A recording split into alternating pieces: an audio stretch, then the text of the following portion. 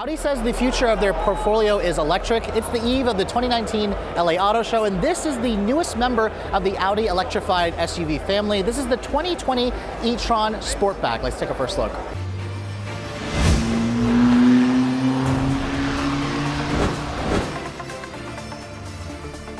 Now, when Audi introduced the e-tron SUV last year, it was one of the first to challenge Tesla's Model X as an all-electric SUV. So as the second version of the e-tron, the Sportback model tries to make it more like a coupe. They want to make this thing look a little bit sleeker, a little bit more unique on the marketplace. But when you look at the front fascia, it takes the same design cues from the e-tron. I really like what Audi is doing with the octagonal corporate grille that you get at the front fascia. The grille itself actually does have some functional air vents in here, although I'm not entirely sure why. This is an all-electric SUV. Now, one of the new additions for the Sportback model are these digital matrix full LED headlights. This is the first time that we're seeing an actual application of this here in America. Before, something like this just wasn't legal. It didn't pass regulations. Audi says that this new headlight technology will brighten down your view when you're driving this thing down the road. It helps you keep the vehicle centered in the lane. It also won't blind oncoming drivers. Audi says they've worked hard to make sure that the headlights are bright for you and they won't blind out your actual oncoming drivers when you're out on the road. Now, underneath the hood of this vehicle, there actually is a small frunk, and you get the same powertrain as the regular e-tron. This one here is the 55 model. Now, in the US, we won't have the 55 names, but basically you get a 95 kilowatt hour battery pack, which is mounted on the floor of this vehicle. This is an all-electric car. You get 355 horsepower, 402 when you guys have the sport feature with the overboost function. Audi says you'll get to 60 in the mid 5-second range. You'll go 204 miles of range. This one here is also all-wheel drive, and if you guys find a DC fast charger, you'll be able to recharge the battery 80% in about 30 minutes. Now, the e-tron Sportback obviously has a slightly different look when you look at the side profile. The 22-inch wheels are going to be a clear indication this is the sportier model, because on the regular e-tron you can only go up to a 21-inch wheel. I love the way the wheels look. They fill out the wheel wells out nicely. These are fat 265 tires with these bright orange brake calipers, massive brakes as you can see. With something like this, it is a relatively heavy car. Now, Audi said with the silhouette of this one, it is a little bit more efficient aerodynamically. It has a 0.25 coefficient of drag because, again, the roofline here has been cut down to make this thing look a little bit more like a coupe. The one thing you're noticing, there are these rear view camera, or these side camera mirrors here. This will not likely make it to production. This is a European model because the US sadly has not approved those for production on US roads, where you get rid of the mirrors and actually replace it with cameras.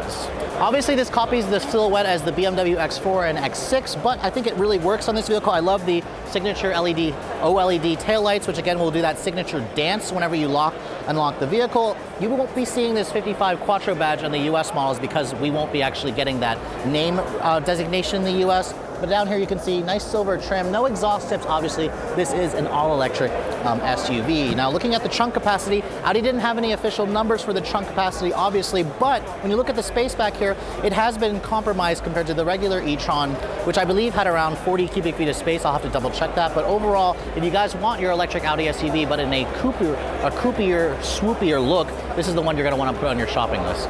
So on the inside of the e-tron Sportback, if you guys are familiar with the interior of the e-tron SUV, this is going to look very familiar. Audi has always done a really rich tech-filled environment, and that's simply the case here with this e-tron Sportback. The 12-inch virtual cockpit display is going to be standard on all the models. This one here has the 2-screen MMI interface here. You have a 12-inch display over here with another 8.6-inch display. This has their new MMI touch interface. So again, you can kind of use the second portion here as a handwriting pad for the navigation. It has wireless Apple CarPlay. It has Android Auto, which is all great features. The transmission selector here is also very interesting. I actually haven't had a chance to drive an e-tron yet. I'll have one in DC next month, but to put the vehicle into drive, you actually just toggle this down to go to drive, toggle it up to go to reverse. There's a P here for park. There is some good storage option over here. The seats on this particular one, I love it with the blue, the white contrasting stitching. It kind of matches the exterior. Now, the one thing I am noticing, the rear view, or the side view camera mirrors in this thing, that's what it looks like over here on the European model. It actually shows you a really clear, high definition view of what the side mirror camera is actually showing. I really wish that the US regulations would approve this, because this, to me, makes for a slimmer mirror. It helps with the aerodynamics of this car. It's going to make this thing look even more futuristic than it already does. So overall, the interior, very tech heavy, very focused. You have this big panoramic sunroof that lets in a lot of light, and I seriously am looking forward to driving these vehicles when they do go on sale later next year. Now, with these coupe-like SUVs, the headroom is often compromised, and as you can see at 5'7", I do have to duck my head, otherwise I'm going to slam it on the roof line of this vehicle. But once you get back here, headroom is actually not bad, even with this panoramic sunroof. Now keep in mind, I'm 5'7", I'm not terribly tall. I imagine somebody who's closer to 6 feet might be hitting their head against the ceiling, so you might want to try this out if you guys are thinking about buying one of these vehicles. I am surprised to see that the floor is almost completely flat here, which is really nice. It aids for getting 3 people across. You have rear seat vents, storage. The materials in here are very nice. I like the suede Alcantara that you get on the door panel here. It just makes for a really high-class environment that also makes you or reminds you that you're in an expensive car, and that's the way this car feels. It even smells expensive here, which is typically what I usually expect Audis to feel like. Audi says the all-new 2020 e-tron Sportback will be available to order at your local dealerships at the end of this month, with pricing not yet announced. However, the regular e-tron starts around $75,000. Typically with these coupe-like SUVs, they're more expensive, so I'm going to estimate this car is going to be closer to $80,000. Obviously, not a cheap date, but if you're going to compare this to the Jaguar I-Pace or the Tesla Model X, it's priced right in line. However, the range definitely leaves something to be desired. I think Audi definitely needs to work on the range, but I'll reserve my final judgment until I finally drive one of these things. But if you guys are looking for the sleekest, most modern-looking SUV with its coupe-like looks, you should definitely take a look at the all-new e-tron Sportback whenever it goes on sale. For Redline Reviews here on the eve of the 2019 LA Auto Show, I'm Sofyan Bey.